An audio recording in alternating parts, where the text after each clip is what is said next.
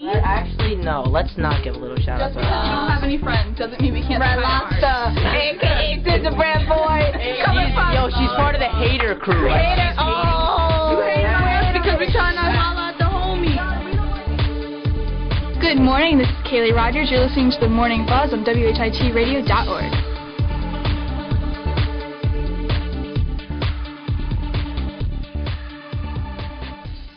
Good morning, everybody. It's The Morning Buzz here on Radio.org. Here in the studio today is Mr. P, Kayleigh, and what a fantastic show we have for you guys today. We have the top 5 presidents. We have some headline news. We have some sports, random fact, today in history. I know that everybody loves our show, so you need to keep it tuned here for the next 15 to 20 minutes. But in the headline news, in front of rap crowds, Pope Benedict XVI spoke of moments of struggle as well as joy Wednesday during his final public address from a stage up in St. Peter's Square. An unusual personal message, he told how there were times when the water was rough and the wind, as the whole history of the church and the Lord seemed to sleep. But even as the church passes through stormy seas, God would not let her sink. He added in what was his final general audience before he steps down Thursday evening. And now here's Kayleigh with Today in History. Well, in 1897, Britain officially recognized the U.S. authority over the Western Hemisphere. In 1922, Supreme Court defended women's voting rights. In 1936, the child actor Shirley Temple received $50,000 per film. And in 1980, I Will Survive won the first and last Grammy ever awarded for Best Disco Recording. After watching the song utterly dominate the musical landscape of the late 70s, the National Academy of Recording Artists and Sciences gave disco their stamp of approval, deciding to give it a Grammy Award for Best Disco Recording just as the musical style was preparing to die. The first and final Grammy for Best Disco Recording was awarded today in 1980 to Gloria Gaynor's I Will Survive. Thank you, Kayleigh, for Today in History. And today's birthdays. It is Elizabeth Taylor's birthday today. A lot of you might know her for her good looks back in the 60s, but today, I'm not so sure. I mean, I saw some pictures on Google, and I wasn't really impressed. So, you know, she's buried, if you want to know that. She doesn't look too good. Yeah, I mean, I don't know. I wasn't very impressed with her looks as she got a little older, but when she was younger, she was beautiful. Very, she was very a beauty. beautiful. She was gorgeous. You know, she was an icon. Later on in life, she had battled some weight problems and other issues, but in her heyday, she was considered a real beauty. You know? Yeah. So, and she's not with us anymore, Brandon. So yeah, I know. She passed away in 2011. She passed away in 2011. All right. Okay. Be nice. I was just trying to say that as the years went on, she did not look as beautiful as she was in the 60s. Okay. You're saying she didn't age gracefully. Yes, that's exactly what I'm saying. Okay. Some movies that she starred in was Place in the Sun, Cat on a Hot Tin Roof, and The Mirror Cracked. So she starred in a lot of movies. Cleopatra's another one. Mm-hmm. Movies go on and on. She actually was a big part in raising money for the AIDS Foundation. Right. So she was big friend of Michael Jackson. Okay. Yeah. Big friend of Michael Jackson. Yeah, she supported him, and she was all set to go to his concert in London right before he passed away. So, but you know, she was when I was growing up, it was her and Marilyn Monroe. They were the big female. They were the studs. They were the female studs, as you would say. Studs are guys. Yeah. Whatever. All right. Doesn't matter. All right. Well, actually, it does really matter now that I just said that. But anyway, let's just pause for a second. I did not say that. Random fact: Michael Jordan was cut from his high school basketball team his sophomore year. Now, we all know how great of a basketball player Michael Jordan was. Yeah. Considered, obviously, the best basketball player to ever play in the NBA. What's was actually the message cut. There? What's the message? The message there is, even though you fall, you got to get back up. Right. You know, he could have given up. He could have said, well, basketball's not for me. Yeah. And, you know, the Chicago Bulls wouldn't have won 5 championships. So, but he got back up, obviously, and you know. Yeah. So don't give up on yourself. If you're thinking of giving up on your dreams, and you're only 15 or 16 years old. For all our inspiring athletes listening to our show, because I know there's so many, we just want to tell you guys to never give up on your dreams, and you know, just make your families proud, okay? So yeah, don't ever give up on your dreams, right? You gotta know that story that happened to Michael Jordan, so that doesn't happen to you. But anywho, the top 5 presidents are gonna be told by me and Kayleigh.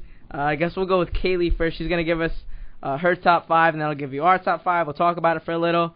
So keep it locked, all right? So Kayleigh, go ahead. Well, Andrew Jackson. Jackson's election actually showed the rise of common man. He was the first president elected from humble beginnings. His popularity was huge. Further, he was a strong nationalist who often made controversial decisions like the removal of Native Americans east of the Mississippi. He was president during the famous Trail of Tears. But he also fought for against the National Bank. Harry S. Truman. He was rated what? What number? Number 7. Yes. Number 7. Okay. Let's go to Harry S. Truman, who also is up there. Go ahead. Okay. Harry S. Truman took over after the death of Franklin D. Roosevelt. He made what could be considered the toughest decision of the atomic bombs during Hiroshima and Nagasaki during World War II.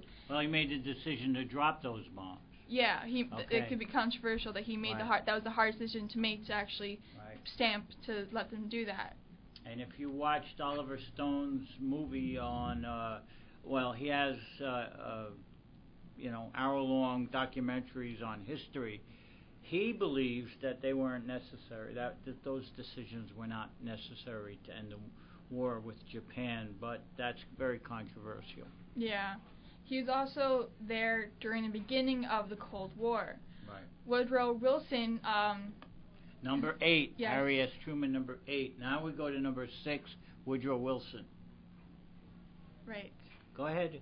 Woodrow Wilson piloted the ship that actually brought America to the world stage after World War I. He made the first steps out of isolationism, which actually kind of violated Washington's tenet of avoiding foreign entailments, like when we were helping the French and the British during World War I. We were involved in World War I. Yeah. We fought. He was in a very. But he was part of what we did first was supplying weapons, and then we sent over soldiers. He was part of the president that brought us out of isolationism and really kind of put us there for the entire world to see and see how we kind of interact when we're not when it comes to other people. Also instituted the League of Nations. Yeah. Which is now the precursor to the UN. Mhm. Mhm. Also, there's James K. Polk. He's kind of the forgotten president. He was after Thomas Jefferson. He increased the size of the United States. After Thomas Jefferson? Yeah. James K. Polk? He was the president after Thomas Jefferson. No, he wasn't. Wasn't he? No, James Madison was. And then James Monroe. Oh. Polk was later on, around the 1840s. Right. Yeah. So James K. Polk is not what I can see in our top 10 presidents, but go ahead. Well, he expanded the country like almost more than a lot of other presidents. Like he had the acquisition of California and New Mexico as a result of the Mexican-American War. He claimed Oregon Territory after a treaty with the English. Mm-hmm. He was a key figure in the Manifest dynasty. He was also effective He's also a really effective leader during the Mexican-American War, and he's considered to be the best one-term president. But a lot of if you ask someone, a lot of people don't realize that he was actually a president. Underrated. Yeah. Underrated. That is why they he's on my have him down list. here as 12th, but what you're saying, we maybe should explore him a little bit more. You know, what years? Now, what years was he president? Do you have that down? No. No. when was our war with Mexico? When was the Alamo? It was 1836. yes. Okay, so he was the president during that time. 1836, 37, that sort of thing. But very important president, and I'm glad you brought him up. Thanks. Okay, what else do we have? I think it's my turn Yeah. here. Okay. What are we doing? 5 to 1 or 1 to 5? Want to do a little switcheroo? Or Let's do 5. We'll start with number 5, of course, Mr. P. Well, at number 5, we have Theodore Roosevelt, a.k.a. Teddy. He was in office from 1901 to 1909. He was born on October 27th, 1858. Right. Lived to about January 6th, 1919. He was the 26th President of the United States, a Republican. Right. He was the first American to win the Nobel Peace Prize for negotiating peace during the Russian and Japanese War, which happened between 1904 and 1905. He took the decision to start Panama Canal construction in 1907. So that's a little bit of information on Theodore Roosevelt. Mr. P, do you think he fits that number 5 seat? Well, it's very subjective, and it's very difficult to really rank, I think, the presidents outside of maybe Washington and Lincoln and maybe Jefferson. Right. Everything else is kind of subjective. We know some of the bad presidents, like Buchanan, Right. who rates consistently in the very low 40s, but I think Theodore Roosevelt definitely belongs in the top 10. He's actually in Mount Rushmore. He's one of those presidents there. Right. He guided us through, again, a rather difficult period in our history. So I would say it was in the top 10. Okay. Some people rate him in the top 5. That's very subjective, but go ahead, go on. Number 4. At number 4, countdown, cuatro in Spanish, Thomas Jefferson was in office from 1801 to 1809.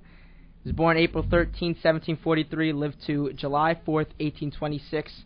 Was an American founding father, the principal author of the Declaration of Independence in 1776. Right. Democratic Republican, he set precedent for peaceful transfer of power between opposing political parties and emphasized intellectual leadership for liberty and separation of church and state.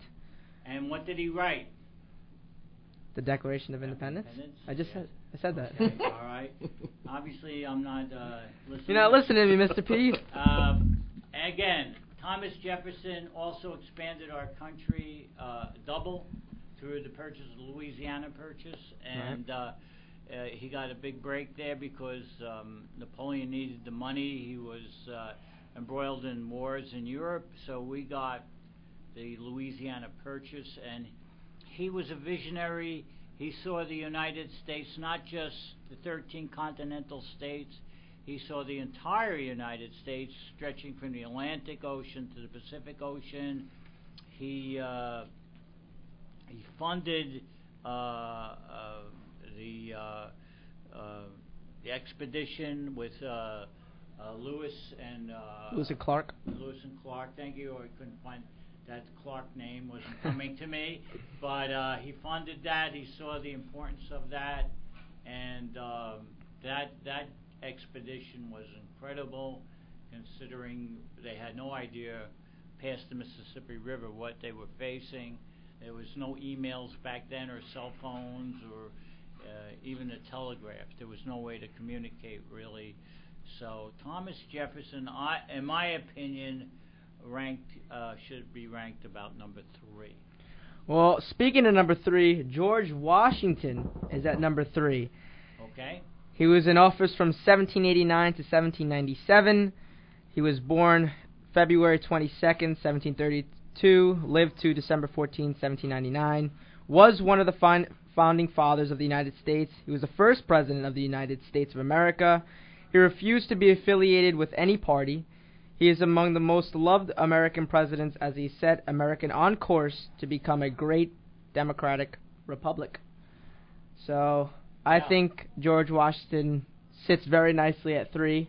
I know me and Mr. P might disagree about that, but I think 3 or 2. Right. One of his greatest accomplishments was not embroiling us in any other wars. There was the French Revolution was going on at that time. He got many pleas from the French to help out. Please send some people. He did not. Because the United States at that time was very fragile. We had been weakened. We were not a military power. We just got through our own Revolutionary War, and he did not, help in any way, I don't think, with the French Revolution, much to the dismay of the French people, but it's probably saved our country. Right. At number 2, Franklin D. Roosevelt. He was in office from 1933 to 1945. Born January 30th, 1882. Died April 12th, 1945. Also known by his initials, FDR, was the 32nd President of the United States. He was a Democrat. He gave an account of his brilliant leadership skills during World War II, which was 1939 to 1945, and the Great Depression, which was 1929 to 1933. He also played a key role in the formation of the United Nations in 1945. So that is at our second seed. At number 1, of course, Abraham Lincoln was in office from 1861 to 1865. Born February 12th, 1809, died April 15th, 1865. He was the 16th President of the United States. He was a Republican. He last casualty of the Civil War. Right, last casualty. He rightfully deserves kudos for his skillful leadership during the Civil War to preserve the Union. Lincoln's emphatic and strong rejection of the Southern states' decision to break away from the Union and his armed relation against the Confederates not only ended slavery, but perceived and strengthened the Union. So that is at our number 1 seed, Abraham Lincoln. The countdown of the top 10 presidents. We'll have a lot of more theme shows here on WHRT Radio in the upcoming days, so please keep it locked here. And Brandon, let me say something before you go on and on and on and course. on and on. Gosh almighty, you can't get a word edgewise sometime with Mr. Brandon. But Abraham Lincoln, if it wasn't for him, we'd probably be 2 countries. And the South definitely wanted to secede. They wanted to keep slavery. They wanted to keep slavery alive and state rights. And it was through Lincoln and his insistence on the Emancipation Proclamation and his insistence on having a union, a federal union, made our country unified and whole and powerful. And without him, we may not be called the United States of America. Thank you, Brandon. You're very welcome, Mr. P. A little quick sports update. No surprise, obviously. The Mets lost yesterday to Miami 5-7 in their spring training game. We'll probably be seeing a lot of those L's on the schedule. And here is Kayleigh to end out the show with weather. Well, Take it away. Right now it is 41 degrees, but it feels like 32. There's heavy rain and windy. There's supposed to be decreasing cloudiness, mainly wind. Temperature is rising to the low 50s. Winds coming from the southeast at 20 to 25 miles per hour. There is a coastal flood advisory that is in effect from 7 a.m. to 10 a.m. this morning.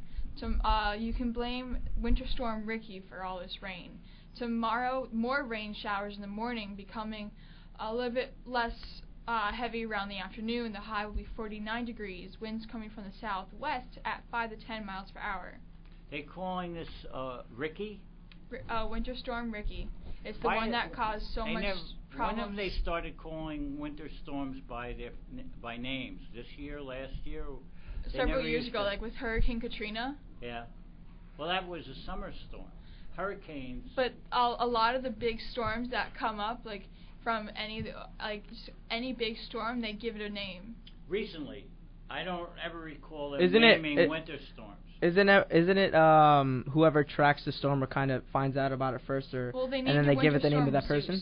What? No, because they just give them certain names based off of the So just look up in a name dictionary and just Okay. Boom, Ricky. Guys, I never remembered winter storms having a name.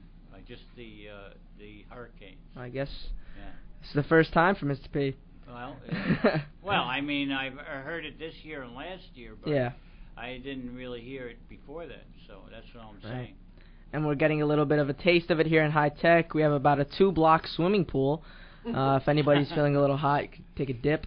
It's about. Kayleigh came and swam through. Swam through. The pond.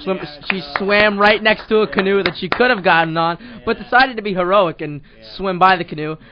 So we give her a lot of props. Congratulations. But thank you everybody who joined us here on the Morning Buzz. Always keep it locked here on WHITradio.org. Have a great day, everybody.